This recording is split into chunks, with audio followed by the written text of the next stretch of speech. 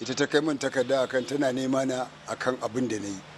Aka zo malamina kuma kwamishina, mai girma kwamishina, ya tabbatar min da abin da na yi kuskure, na karɓi kuskure na kuma na faɗa da bakina wannan abu ba gaskiya ba ne, harka ce ta rayuwar tukunya ta jefa ni, kuma ta sa yanzu tunani da karɓar shawara na karɓa na ƙaryata kaina, wannan abu ba gaskiya ba ne, ƙarya ne. Mijin aljana kenan Malam Ahmad Alkofar na isa a yayin da yake karyata kansa a yau a hukumar da ke kula da al'amuran addinin musulunci ta jihar Kano. Malam Ahmad ya kara da cewa harkar neman ta tuwo ce ya kai shi ga aikata wannan al'amari. Komai gaba ɗaya duk wannan shiri da muka yi na farko ba gaskiya ba ne, ƙarya ne.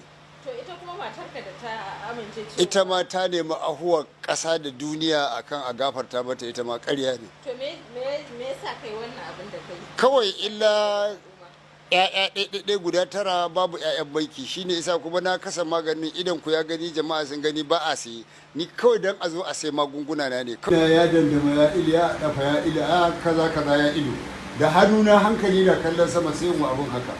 Shugaban hukumar Muhammad Tahir Adamu ne ya jagoranci wannan zama, inda aka tara malamai da jami'an tsaro da masu unguwanni domin tattauna wannan batu tare da tsitsiye mijin aljana a da, har ta kai ga ya karyata kansa bayan tambayoyi daga bangarori da dama. Ya haifi yaya aljanu, ya yi kaza kaza kaza, kuma da ganin unguwannin yadda abubuwa suka taso da matsalolin da aka samu daga unguwa, shi yasa gwamnati ta umarci ita wannan ma'aikata ta harkokin addini aka gayyato shi.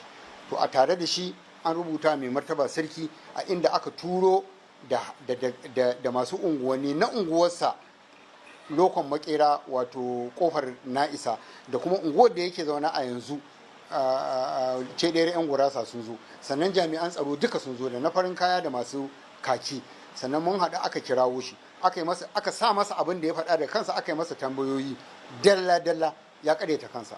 Malam Muhammad Tahir Adamu ya kara da cewa duk wanda aka kama da aikata haka zai fuskanci fushin hukuma, inda ya ce mijin aljana a da ya amsa laifinsa, don haka ba za a hukunta shi ba a wannan lokaci. To da Allah ya sa an samu cikas, bai riga ya ansa ya tuba ya yi abin nan ba, jami'an tsaro da suka zo su ne za su tafi da shi a tuhume shi, su nemi shafi na penal code, ya kare doka kaza, ya kare doka kaza, ya kare doka kaza, sai a gabatar da shi a kotu akan wannan, ko a daure shi, ko a yi masa tara, ko a yi masa wani abin da ya dace.